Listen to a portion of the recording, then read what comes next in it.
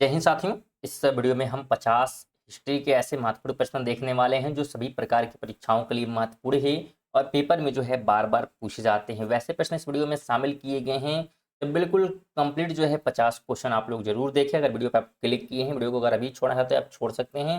अगर आप देखेंगे तो बिल्कुल कंप्लीट आप वीडियो को देखिए, जिससे आपके कंप्लीट जो है 50 क्वेश्चन तैयार हो जाएं। पहला क्वेश्चन है कि गौतम बुद्ध ने बोध गया के लिए अपना रास्ता खोजने का फैसला किया और बिहार के बोधगया में डैश के पेड़, यहाँ पे किस पेड़ के नीचे जो है ध्यान लगाया था, उस पेड़ का नाम बताना है। तो वह जो है पीपल का पेड़ था।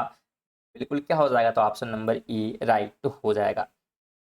ध्यान रखिए, अगर हम प्रमुख घटना की बात करें तो जन्म से संबंधित इनका जो चिन्ह था कमल एवं साड़ था, और इनका जो गृह त्याग था उसका प्रतीक घोड़ा है, तो इसे ध्यान रखें। अगला क्वेश्चन है कि गौतम बुद्ध ने अपनी शिक्षा सामान्य लोगों को डैश भाषा में दी, तो किस भाषा में दी थी, तो पाली भाषा का इन्होंने यूज किया था। ऑप्शन नंबर ए बिल्कुल राइट हो जाएगा। 3 नंबर क्वेश्चन है, जैन धर्म के नियमों का पालन करना निम्नलिखित में से किसके लिए अधिक कठिन था। तो ये जो है अधिकता किसानों के लिए, यानी कि ऑप्शन नंबर सी बिल्कुल राइट हो जाएगा।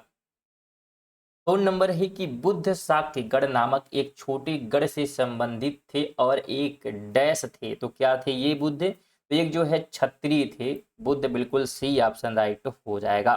इनके पिता का नाम जो है बिल्कुल शुद्धोधन था, जो कि कपिल वस्तु के शाक्य के गणराज्य थे, तो ये भी ध्यान रखें। 5 की बात करें तो भगवान महावीर ने डैश वर्ष की आयु में घर छोड़ दिया और ज्ञान की तलाश में वे एक वन में रहने चले गए, तो कितनी उम्र थी उनकी, तो उस समय उनकी उम्र जो है बिल्कुल 30 साल थी, यानी कि ऑप्शन नंबर ए राइट हो जाएगा। देखिए, महत्वपूर्ण बातें ध्यान रखें गौतम बुद्ध के बारे में। इनका जन्म जो है कुंडल ग्राम वैशाली यानी कि बिहार में हुआ था। इनके पिता का नाम सिद्धार्थ, माता का नाम त्रिशला और पत्नी का नाम यशोदा था तथा पुत्री का नाम प्रियदर्शना और दामाद का नाम जमाली, और इनका मृत्यु जो है पावापुरी में हुआ था, बिहार में, तो बिल्कुल ध्यान रखें। अगला क्वेश्चन है, बोधगया एक महत्वपूर्ण बौद्ध तीर्थ स्थल क्यों है, इसका रीजन क्या है। इसका रीजन ये है बिल्कुल कि यहाँ पर जो है गौतम बुद्ध को ज्ञान प्राप्त हुआ था। 7 की बात करें, निम्नलिखित में से किसने वजी पर प्रस्तावित हमले के बारे में सलाह लेने के लिए बुद्ध से मुलाकात की। तो ये मुलाकात किसने की थी, तो बिल्कुल वस्कार ने किया था। ऑप्शन नंबर बी बिल्कुल राइट हो जाएगा। 8 की बात करें तो जैनियों ने दिगंबर संप्रदाय द्वारा पर्युषण पर्व का आयोजन डैश दिनों के लिए किया था, तो कितने दिनों के लिए, तो बिल्कुल 10 दिनों के लिए। ऑप्शन नंबर डी राइट हो जाएगा। 9 की बात करें तो प्रसिद्ध पुस्तक अर्थशास्त्र हमें बताती है कि मौर्य काल के दौरान उत्तर पश्चिम कंबलों और डैश अपने सोने के कीमती पत्थरों के लिए महत्वपूर्ण था, तो कौन सा और क्षेत्र था, पश्चिम कंबलों के साथ साथ जो है दक्षिण भारत का क्षेत्र भी बिल्कुल क्या है, महत्वपूर्ण था। ऑप्शन नंबर ई राइट हो जाएगा।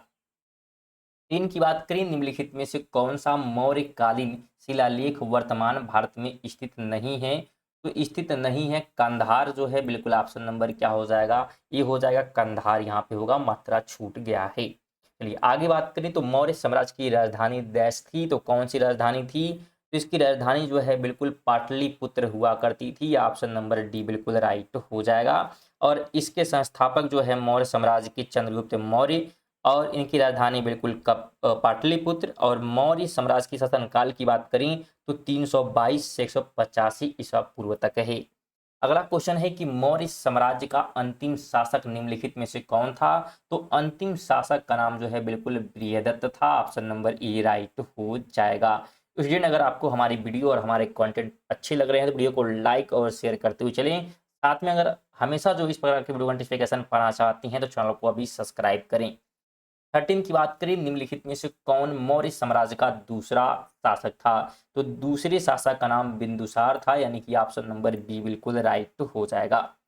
अगला क्वेश्चन है कि अशोक के धम्म में भगवान की पूजा या बलिदान का प्रदर्शन डैश तो शामिल था या शामिल नहीं था, तो अगर राइट की बात करते हैं तो बिल्कुल जो है यहाँ पे ध्यान रखिएगा, शामिल नहीं था, यानी कि ऑप्शन ए राइट हो जाएगा।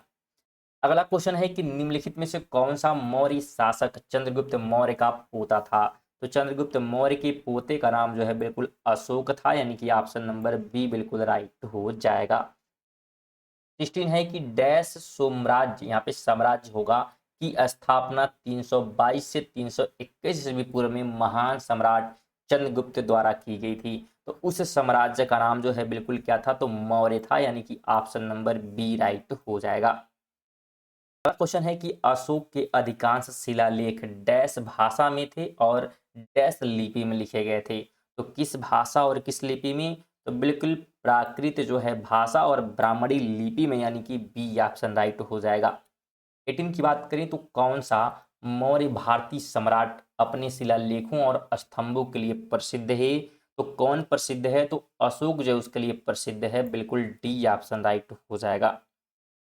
अगला क्वेश्चन है कि यहाँ पे मौर्य होना चाहिए, मौर्य साम्राज्य के चंद्रगुप्त मौर्य के गुरु कौन थे। ठीक है, तो मौर्य साम्राज्य के चंद्रगुप्त मौर्य के गुरु की अगर हम बात करते हैं तो बिल्कुल कौटिल्य थे, यानी कि ऑप्शन नंबर बी राइट हो जाएगा। अगला क्वेश्चन है कि मौर्य साम्राज्य के सम्राट अशोक डैश के अनुयायी थे। तो ये जो है अनुयायी थे बौद्ध धर्म के, बिल्कुल ऑप्शन नंबर डी राइट हो जाएगा। 21 है कि भारत में मौर्य साम्राज्य की स्थापना 322 ईसा पूर्व में हुई थी और इसकी राजधानी पाटलिपुत्र थी, जिसे अब डैश के नाम से जाना जाता है। तो पाटलिपुत्र का वर्तमान नाम की अगर हम बात करते हैं तो बिल्कुल इसका नाम जो है पटना है, ऑप्शन नंबर डी राइट हो जाएगा। अगला क्वेश्चन है निम्नलिखित में से किस मौर्य शासक ने बौद्ध धर्म के प्रचार प्रसार का बीड़ा उठाया। तो ये बीड़ा जो है उठाया था अशोक ने, ऑप्शन नंबर बी बिल्कुल राइट हो जाएगा। अगला क्वेश्चन है कि 23 नंबर अशोक ने अपने शिलालेख में उल्लेख किया है कि उसने राजा बनने के डैश बाद कलिंग पर विजय प्राप्त की। तो कितने वर्ष बाद, तो इसने जो है बिल्कुल कितने, तो 8 वर्ष बाद, यानी कि ऑप्शन नंबर डी बिल्कुल राइट हो जाएगा। अगला क्वेश्चन 24 कहता है निम्नलिखित मौर्य सम्राटों में से किसे जो है प्रियदर्शी के नाम से जाना जाता है। तो प्रियदर्शनी के नाम से जो है जाना जाता है किसे, बिल्कुल अशोक को ही, यानी कि ऑप्शन डी राइट हो जाएगा। 25 है कि निम्नलिखित में से किस राजा के शासनकाल में सांची का महान स्तूप बनवाया गया था। तो ये जो है बनाया गया था अशोक के शासनकाल में, बिल्कुल ए ऑप्शन हो जाएगा। स्टूडेंट 25 क्वेश्चन हो चुके हैं, कुल 50 क्वेश्चन लिए गए हैं, तो बिल्कुल वीडियो को स्किप ना करें, वीडियो को बिल्कुल कंप्लीट देखकर ही जाएं। चलिए आगे बात करते हैं नेक्स्ट क्वेश्चन की। तो अगला क्वेश्चन क्या कहता है कि 26 नंबर मौर्य शासक अशोक की मृत्यु कब हुई। तो बिल्कुल बताना है कि मौर्य शासक अशोक की मृत्यु कब हुई थी। तो इसकी मृत्यु जो है 232 ईस्वी पूर्व हुई, यानी कि ऑप्शन नंबर डी बिल्कुल राइट हो जाएगा। अगले क्वेश्चन की बात करें तो मौर्य साम्राज्य के किस सम्राट ने युद्ध जीतने के बाद विजय का त्याग कर दिया था। तो उसका नाम अशोक है, ऑप्शन ए राइट हो जाएगा। अगला क्वेश्चन है निम्नलिखित यूनानी शासकों में से किसने मेगास्थनीज को चंद्रगुप्त मौर्य के दरबार में भेजा था। तो ये भेजने वाले व्यक्ति का नाम जो है बिल्कुल सेलुकस जो है निकेटर है, ऑप्शन नंबर सी राइट हो जाएगा। 29 है भारत में शुंग वंश के संस्थापक कौन थे। तो इसके संस्थापक की अगर हम बात करते हैं तो बिल्कुल पुष्यमित्र शुंग थे, यानी कि ऑप्शन बी राइट हो जाएगा। 30 नंबर क्वेश्चन कहता है भारत में सातवाहन वंश का संस्थापक निम्नलिखित में से कौन था। तो इसके जो है संस्थापक सिमुक थे, बी ऑप्शन हो जाएगा। 31 है कि सातवाहन डैश भारत में एक शक्तिशाली राजवंश थे। तो कहाँ के थे ये, तो ये जो है बिल्कुल दक्षिण भारत के, तो दक्षिण भारत यानी कि डी ऑप्शन हो जाएगा। अगले क्वेश्चन की बात करें तो प्रसिद्ध शासक कनिष्क डैश वंश के थे। तो किस वंश के, तो ये जो है कुषाण वंश से जुड़ा हुआ है, यानी कि ऑप्शन नंबर बी राइट हो जाएगा। अगला क्वेश्चन है मौर्यों के पतन से लेकर गुप्तों के उत्थान, यानी कि दूसरी शताब्दी ईसा पूर्व से तीसरी शताब्दी ईसा पूर्व तक की अवधि को भारतीय इतिहास में डैश के रूप में जानते हैं। तो उसे किस नाम से, तो बिल्कुल उसे जो है उत्तर मौर्य काल के रूप में जानते हैं, यानी कि ऑप्शन नंबर बिल्कुल ए राइट हो जाएगा।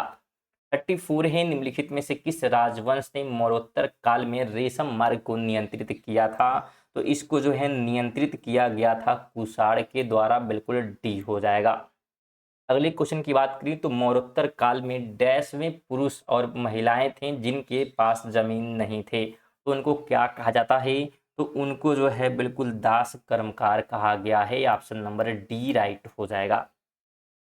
36 है निम्नलिखित में से किस शासक ने शुंग वंश की स्थापना की थी। तो इसकी स्थापना जो है पुष्यमित्र शुंग ने की। बिल्कुल ऑप्शन नंबर सी राइट हो जाएगा।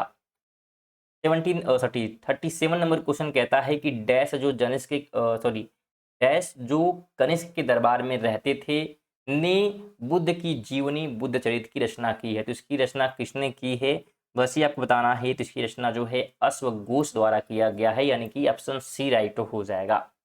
38 है कि गांधार कला शैली यानी कि स्कूल ऑफ आर्ट किस राजवंश के तहत विकसित हुई। तो ये जो है विकसित हुई थी कुषाण के तहत, यानी कि ऑप्शन नंबर बिल्कुल ए राइट हो जाएगा। अगले क्वेश्चन की बात करें 39 कहता है निम्नलिखित में से कौन चंद्रगुप्त प्रथम की पत्नी है। तो चंद्रगुप्त प्रथम की पत्नी का नाम जो है बिल्कुल कुमार देवी है। ऑप्शन सी राइट हो जाएगा।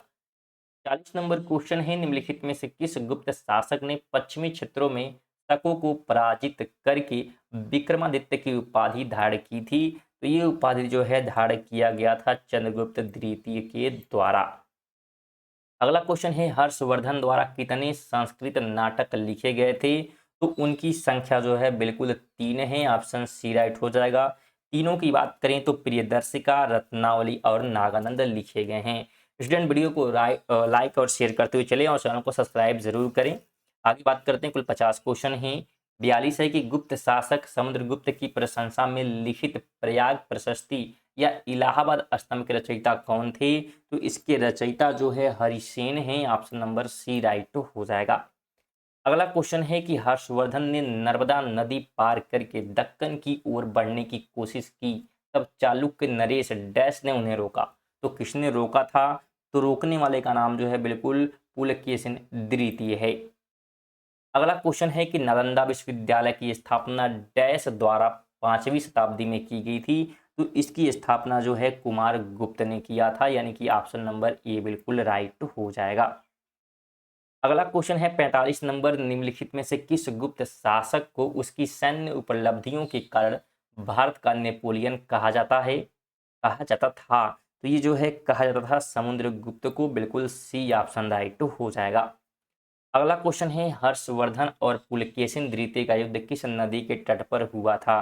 तो ये जो है लड़ा गया था नर्मदा नदी के तट पर। बिल्कुल ऑप्शन ए राइट हो जाएगा। और इस युद्ध में जो है हर्षवर्धन को पराजय मिली थी, तो ये भी ध्यान रखें।